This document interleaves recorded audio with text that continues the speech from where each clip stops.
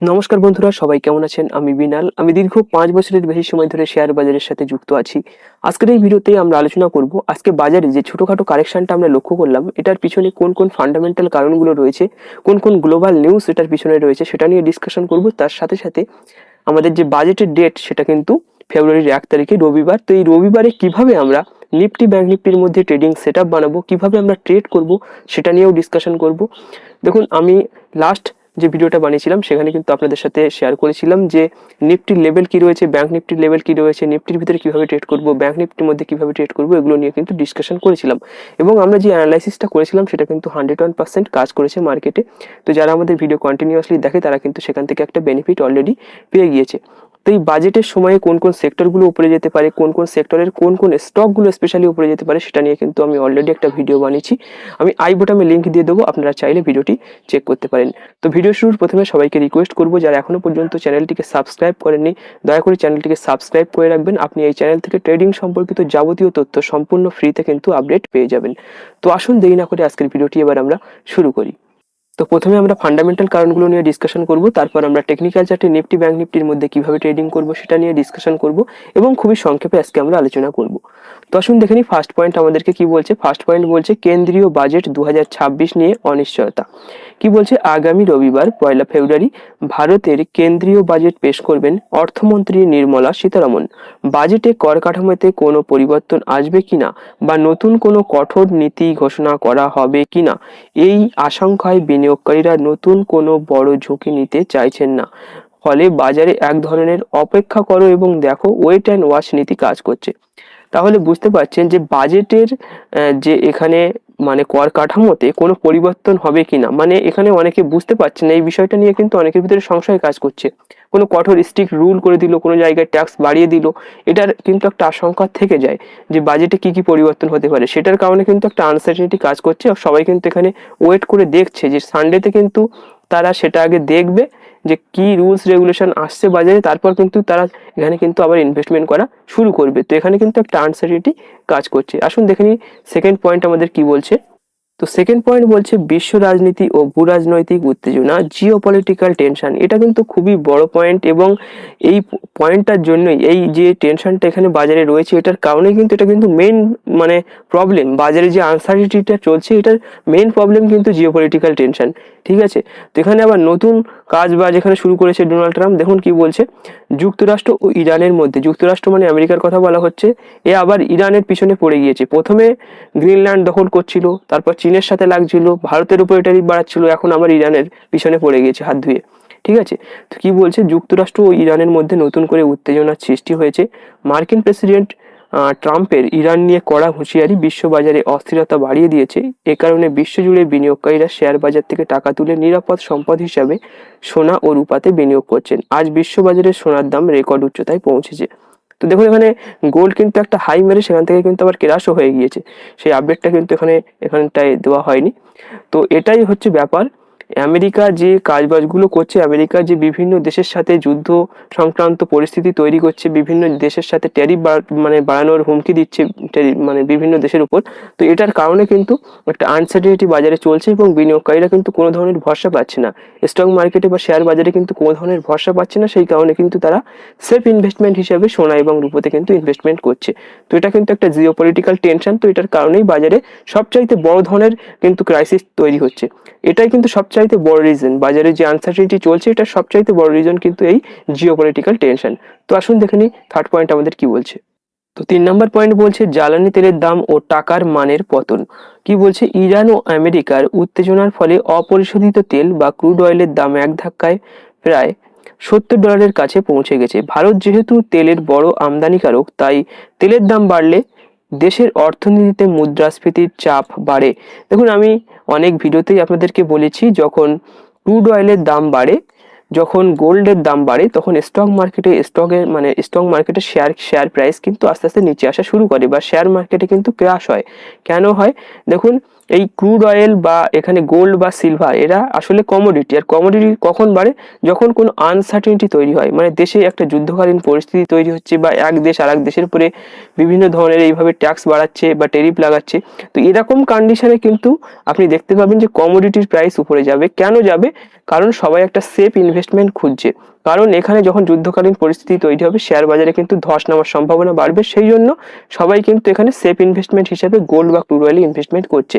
তার সাথে সাথে এখানে দেশে কিন্তু ইনফ্লেশন, মানে এখানে কিন্তু ইনফ্লেশনের চাপটাও কিন্তু এখানে বাড়তে পারে। তো এখানে কি বলছে, পাশাপাশি মার্কিন ডলারের বিপরীতে ভারতীয় টাকার মান পড়ে গিয়ে আজ রেকর্ড সর্বনিম্ন 92 টাকায় ঠেকেছে। এটাও কিন্তু আবার একটা বড় প্রবলেম। এখানে ভারতীয় টাকার যে valuation against of US dollar, তো সেটার কিন্তু এখানে আপনি দেখতে পাচ্ছেন যেখানে কিন্তু নেমে 92 টাকায় চলে এসছে। তো এটার কারণেও কিন্তু বাজারে একটা নেগেটিভিটি অলরেডি চলে এসছে। তো আসুন দেখে নিই নেক্সট পয়েন্ট আমাদেরকে কি বলছে। তো নেক্সট পয়েন্ট বলছে মার্কিন কেন্দ্রীয় ব্যাংক ফেড এবং বিদেশি বিনিয়োগকারীদের সিদ্ধান্ত। কি বলছে আসুন দেখে নিই। সম্প্রতি মার্কিন ফেডারেল রিজার্ভ সুদের হার অপরিবর্তিত রেখেছে। আচ্ছা, মানে টাকা ব্যাংকে টাকা রাখলে যে সুদের দেওয়া হয় আমরা সবাই জানি, সেই সুদের হার কিন্তু এখানে চেঞ্জেস হয়নি, একই রয়েছে, এখানে কনস্ট্যান্ট রয়েছে। ঠিক আছে, এর ফলে বিদেশি প্রাতিষ্ঠানিক বিনিয়োগকারীরা ভারতীয় বাজার থেকে নিয়মিত শেয়ার বিক্রি করে টাকা তুলে নিচ্ছেন। মানে এই এফআইআইরা কিন্তু কন্টিনিউয়াসলি সেলিং প্রেশার জারি রেখেছে। তো আমরা দেখছি লাস্ট 2-3 মাস ধরে কন্টিনিউয়াসলি এখানে এরা সেলিং করে চলেছে বাজারে, কোনো ধরনের বাইং কিন্তু তাদের তরফ থেকে এখানে দেখা যাচ্ছে না। তো এখানে কি বলছে, চলতি জানুয়ারি মাসেই তারা কয়েক হাজার কোটি টাকার শেয়ার বিক্রি করেছেন। দেখুন এখানে প্রায় এরা 9,000 কোটি টাকার আশেপাশে কিন্তু এরা শেয়ার বিক্রি করেছে। মানে এফআইআই যারা রয়েছে এরা কিন্তু 9,000 কোটি টাকার বেশি মানে টাকার শেয়ার কিন্তু এরা বাজারে এখানে সেলিং করেছে, এবং এটার কারণে কিন্তু বাজারে একটা সেলিং প্রেশার রয়েছে, আর নেগেটিভিটি কিন্তু একটা অলরেডি বাজারে এখানে রয়েছে। তো আসুন দেখে নিই নেক্সট পয়েন্ট আমাদের কি বলছে। তো 5 নম্বর পয়েন্ট আমাদেরকে বলছে কোম্পানিগুলির ত্রৈমাসিক ফলাফল। দেখুন এখানে মারুতি সুজুকি, বিএল মানে বেল, আর এখানে এইচসিএল টেক, এই সমস্ত কোম্পানিগুলির Q3 যে রেজাল্ট এসছে সেটা কিন্তু আশানুরূপ হয়নি, যেটার কারণে বাজারে কিন্তু যেহেতু এরা একটা ভালো ধরনের শেয়ার, হেভিওয়েট শেয়ার, এদের দাম কমেছে, সেটার কারণে কিন্তু সূচকের উপরে একটা প্রভাব পড়েছে। ঠিক আছে, তো দেখুন এখানে একদম সহজ কথায় কি বলছে সেটা আমরা জেনে নিই।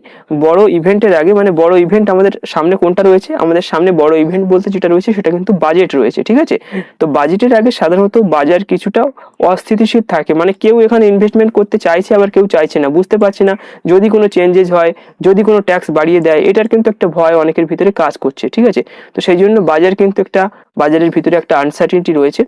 তার সাথে বিশ্ব রাজনীতির অশান্তি আজ বাজারের এই পতনের প্রধান কারণ। তো এটা আমি বললাম যে কোন কারণ রয়েছে এখানে, এই যে জিওপলিটিক্যাল টেনশন, এটার কারণে কিন্তু আজকে মানে মার্কেটে যে ছোটখাটো আমরা একটা কারেকশন লক্ষ্য করলাম, এটা কিন্তু সবচাইতে বড় ইফেক্ট যেটা ছিল সেটা কিন্তু জিওপলিটিক্যাল টেনশনের কারণে বাজারে হয়েছে। তো আশা করি বুঝতে পেরেছেন কোন কোন গ্লোবাল নিউজগুলো রয়েছে, কোন কোন ফান্ডামেন্টাল কারণগুলো রয়েছে আজকে ছোট একটা কারেকশনের পিছনে। এবার আমরা নিফটি 50 এবং ব্যাংক নিফটির মধ্যে কিভাবে ট্রেড করবো সেটা নিয়ে ডিসকাশন করবো। তো আমি এখানে নিফটি চার্টটা ওপেন করে নিয়েছি। আমি ফার্স্টে উইকলি ক্যান্ডেলস্টিক হিসাবে এটাকে ওপেন করেছি। এখানে দেখা যাচ্ছে খুব ভালো ধরনের একটা সাপোর্ট লেভেলের পরে এখনো পর্যন্ত নিফটি এখানে হল্ড করছে, এখানে ট্রেড করার চেষ্টা করছে। আর 25,000-এর লেভেল আমি আপনাদেরকে বলেছিলাম 25,000 লেভেল থেকে নিফটি বাউন্স ব্যাক করতে পারে, এবং দেখুন কত সুন্দর এই লেভেলটা থেকে নিফটি বাউন্স ব্যাক করেছে। এবার আমরা ডে ক্যান্ডেলস্টিক হিসাবে দেখবো এবং সংক্ষেপে আলোচনা করব কিভাবে আমরা বাজেটের দিন আমরা বাজারে ট্রেড করব। আর আসুন দেখে নিই সেটা। এখানে ডে ক্যান্ডেলস্টিক হিসাবে যদি দেখা যায় সেক্ষেত্রে এখানটা কিন্তু ভালো ধরনের একটা সাপোর্ট লেভেল থেকে এখান থেকে সাপোর্ট নিয়ে উপরে গিয়েছিল, আবার 500 যে রেজিস্ট্যান্স লেভেল ছিল 500-র কাছাকাছি কিন্তু পৌঁছতে পারেনি। আমি বলেছিলাম 500-র কাছাকাছি যদি পুনরায় যায় সেক্ষেত্রে নেগেটিভ সেন্টিমেন্ট দেখলে আমরা কিন্তু আবার শর্ট করব, কিন্তু সেই জায়গাটায় কিন্তু যায়নি, তার আগে থেকেই কিন্তু গ্যাপ ডাউন নিয়ে নিয়েছে আজকে বাজার। তো আমরা 15 মিনিটের ক্যান্ডেলস্টিক হিসেবে দেখবো যে কিভাবে আমরা ট্রেডটা করব। তো আসুন দেখে নিই। তো এখানে 15 মিনিটের ক্যান্ডেলস্টিক হিসাবে চার্টটা ওপেন করে নিয়েছি।